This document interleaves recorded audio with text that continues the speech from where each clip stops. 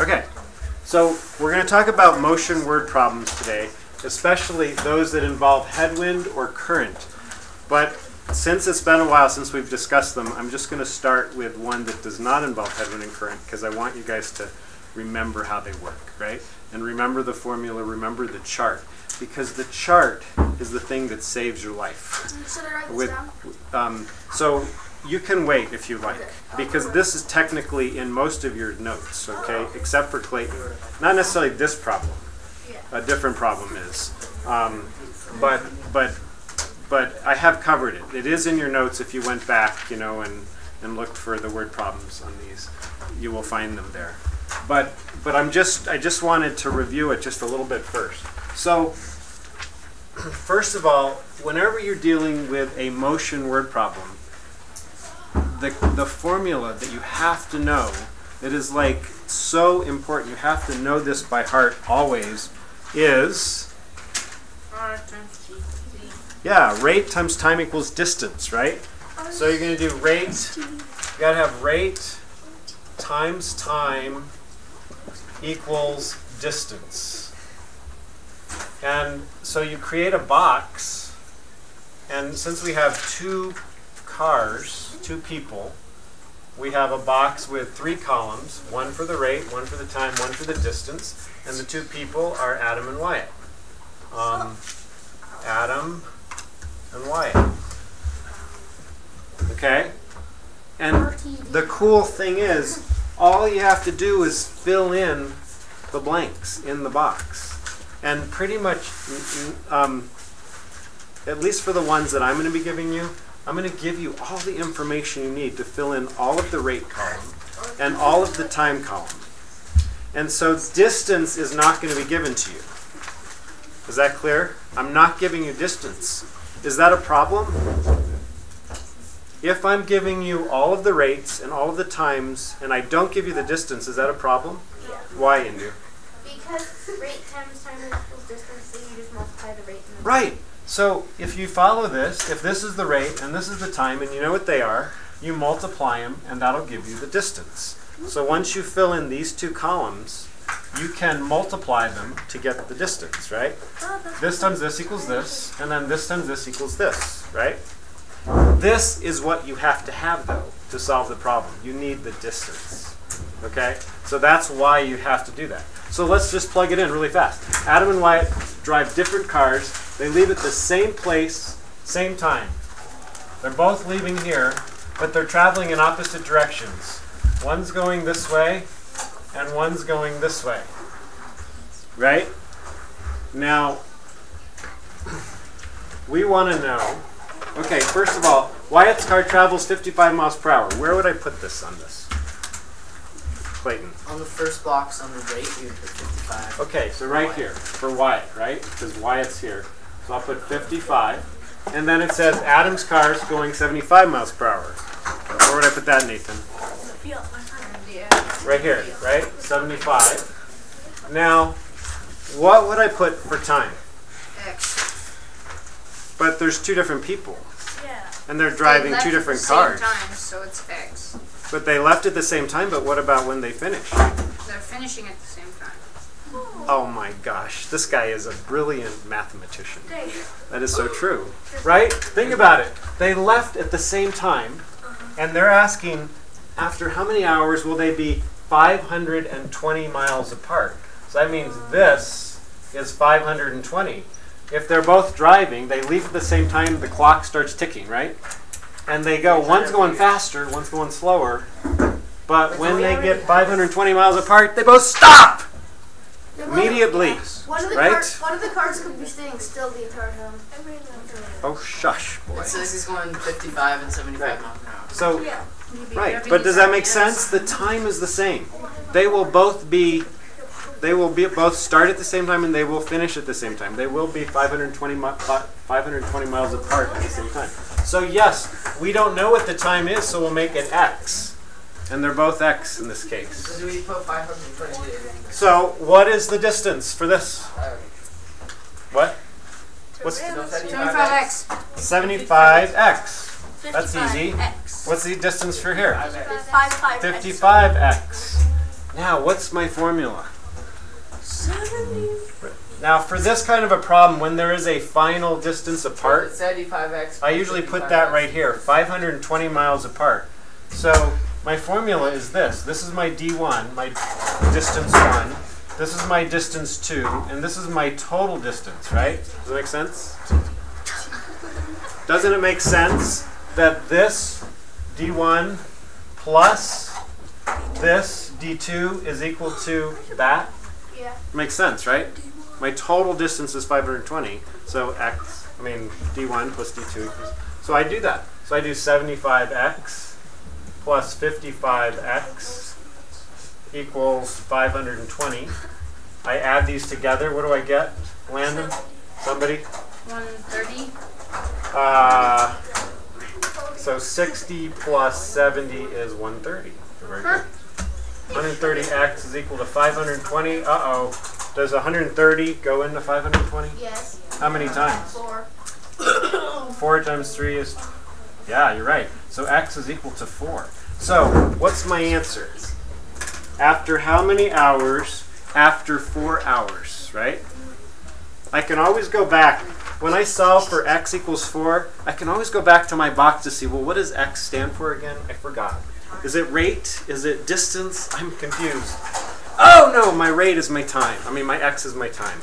So I just found out, yes, that time is 4. Now how do we know it's hours instead of minutes or Because it seconds? says miles per hour. After how many? Right, so we're dealing with things in miles per hour. So we know our time is hours, right? Okay? Perfect. So our answer would be after 4 hours. Okay, so that would be our answer. Can I erase all this? No, wait, not that. Can I erase just the words up there? Yeah. Well, and start writing the next thing? Because the next thing is what the real lecture is about. I just wanted to, you guys remember this little box and everything now? Yeah. Okay. Was it useful to just go over one just to see it?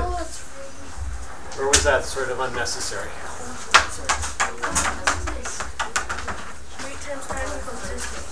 So, recording, good. So, 2.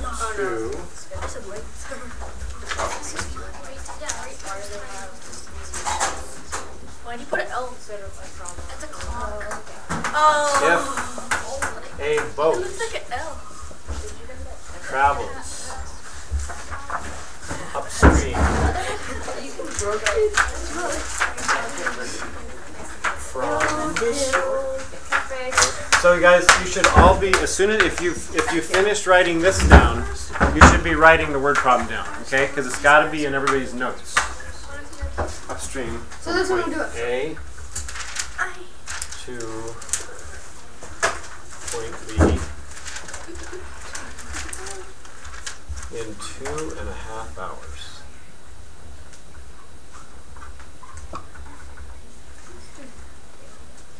And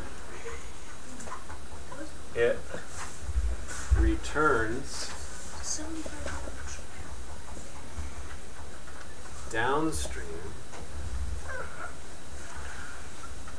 from point B to point A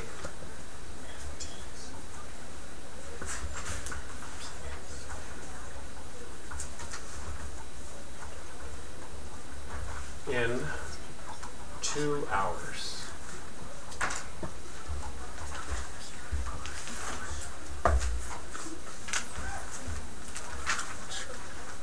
Find the speed of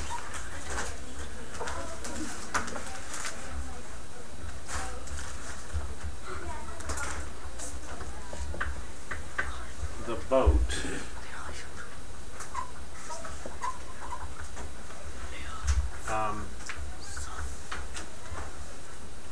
if the current is 3 miles per hour.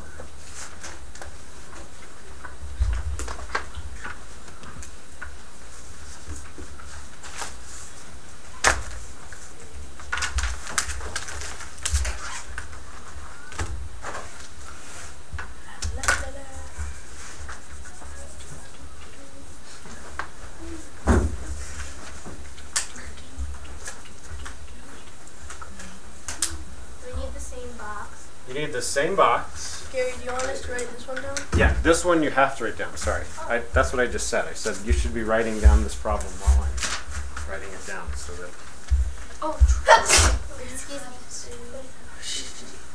RTD2 Travis.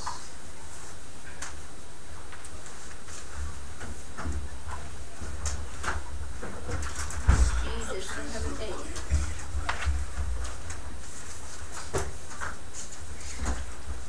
How many people? Who's sick today? Sal's gone?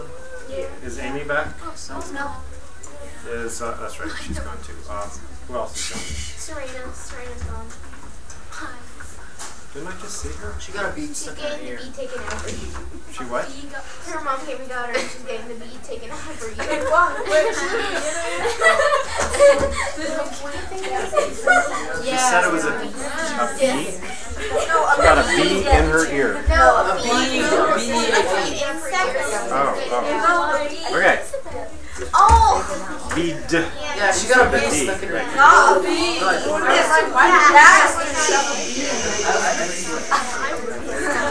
Alright, so guys, this thing is still on, so we should just move forward. So Dippin' Dots. with this, now before I actually talk about this problem, I just want to give you a scenario that's not a boat problem yet, but something that you probably all have experienced. How many people, has anybody never flown in an in an airplane before? Everybody has, right? So everybody's been to an airport at least, right? No, I let's fly say- out of the back of my house. I have a Okay, great. So let's jetpack. let's assume you're running a little late. You're trying to get to your plane before it takes off, right? And you're walking down those long, forever, ever things at the airport, right? Corridors. And you're walking 5 miles per hour, right? I'm going 5 miles per hour past my whiteboard, 5 miles per hour past gate 3, 5 miles per hour past gate 4, 5 miles all the way until I get to gate 1,462, right? The letter before the number. A, okay? And I'm going to C, 1,468, okay?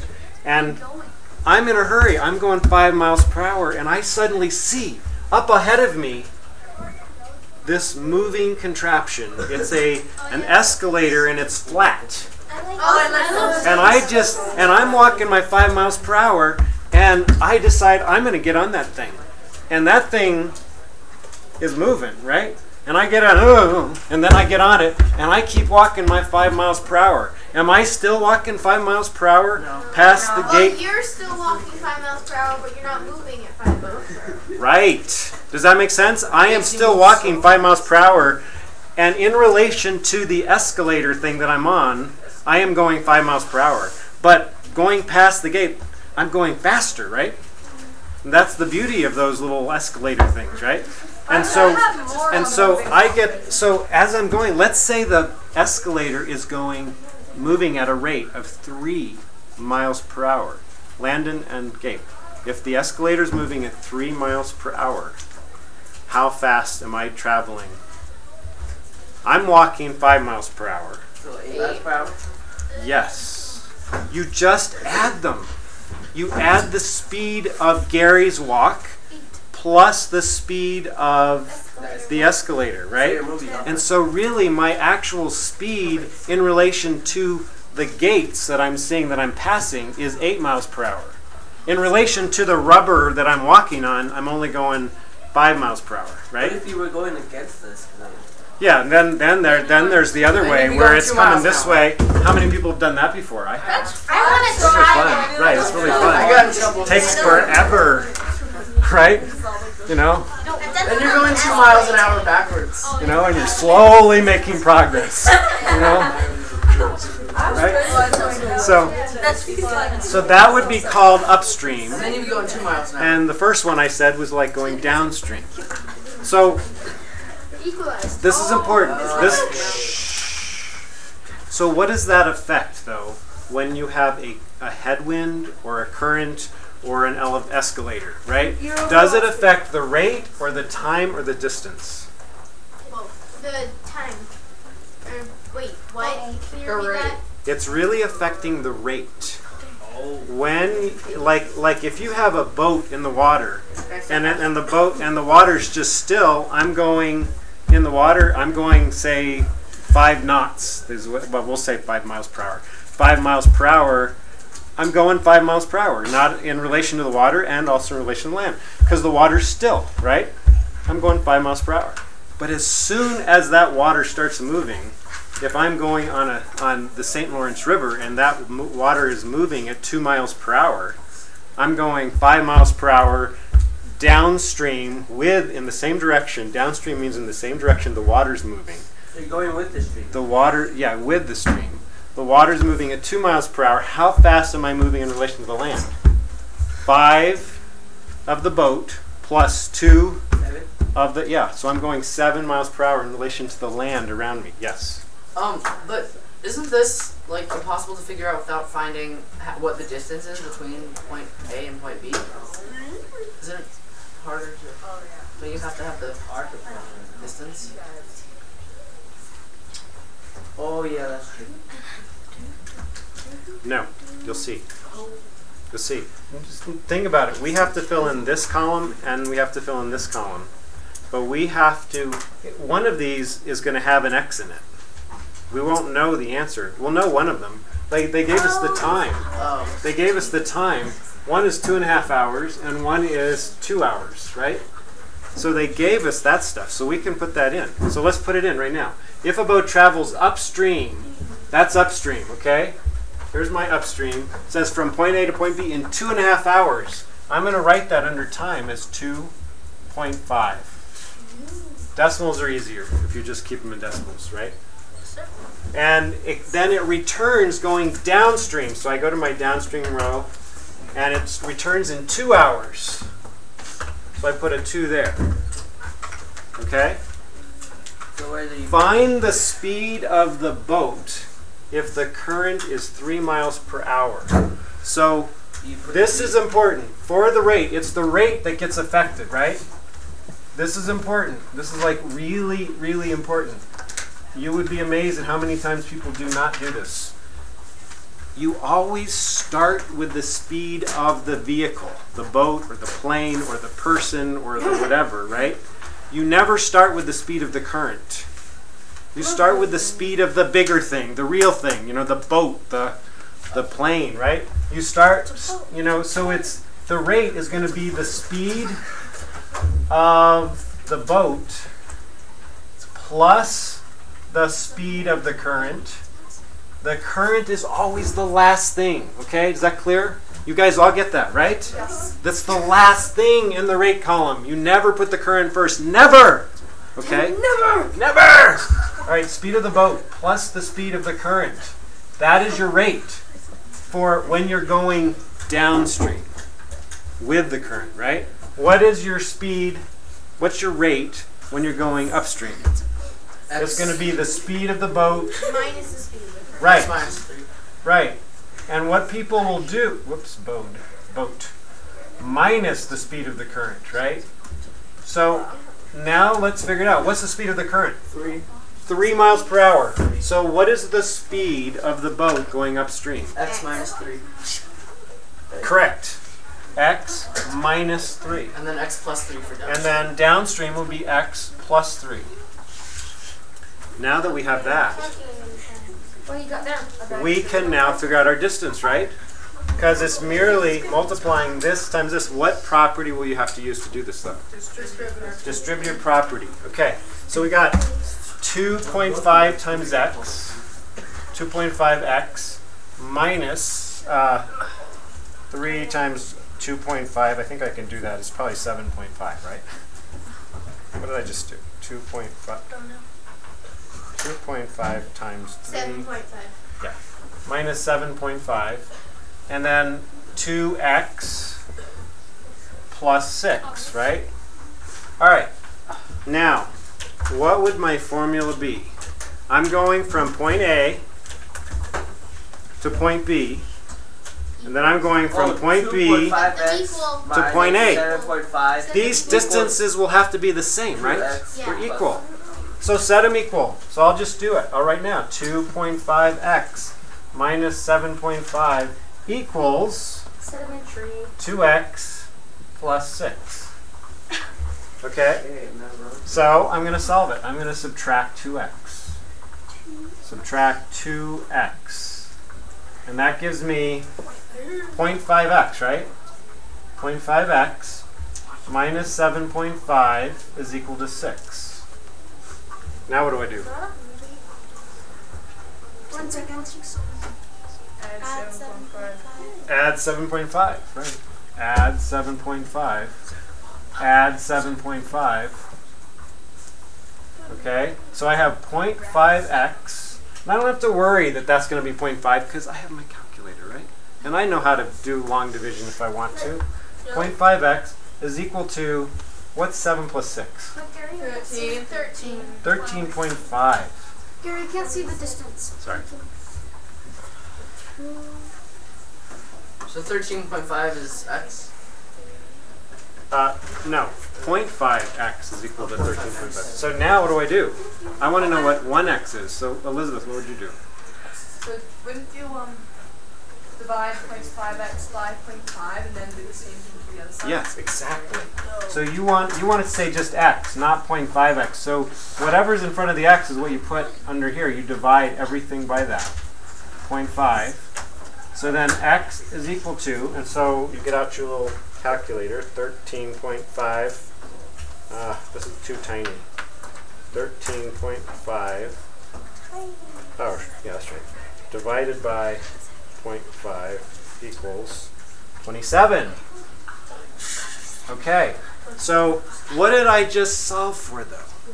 X is equal to 27. I don't remember. I am so confused. I can't. 27 is 27 miles to point from A to B, right? No, it's the boat is going 27 Oh, it's 27 hours. It took 27 hours. No, the boat is going 27 miles So, per right, hour. but you go back to your chart. You always go back to your chart. What did you say X equals? The speed of the boat, right? So, we just solved for X, 27. What's the question? Find the speed of the boat. Wow. Oh, wow, the speed of the boat. Speed of boat is 27. Now, how do I know? Miles per hour, right. Because and how do you know that? Look up here. Because it says it. We're talking about hours. We're talking about miles per hour here. So we're keeping all our units the same, right? Yep. Okay, good. So does that make sense? Just to 5. Do you feel like you get that? If you guys, I mean, and really that's awesome. So what I'm going to do is I'm going to give out this sheet. And I just want you to work on it today. I don't want you don't have to do it for homework. You can, if you want to do more, you can. Extra Totally. credit. But we're probably going to do some in class on Monday too. I'll probably have you work on this in class because sometimes it's helpful to have me around when you're trying something that's a little tricky, right? I've had some classes just short circuit on these unbelievably, and I don't want you to short circuit because they're not hard. You just have to understand. For me, it's really helpful to always think about that airport conveyor belt thing because it makes sense. We all know what that's. We've all experienced that. Not all of you have been on a boat on a current, right? But you've all been in the airport, walking, racing to your plane, in fear of missing it. And then you jump on that thing and you go faster and you know that. But you know you're running the same speed. What? I lost my cousin at the airport. Gotta go find him. Oh, jeez. You get them on the lost and found. Okay, so that's it for the lecture. So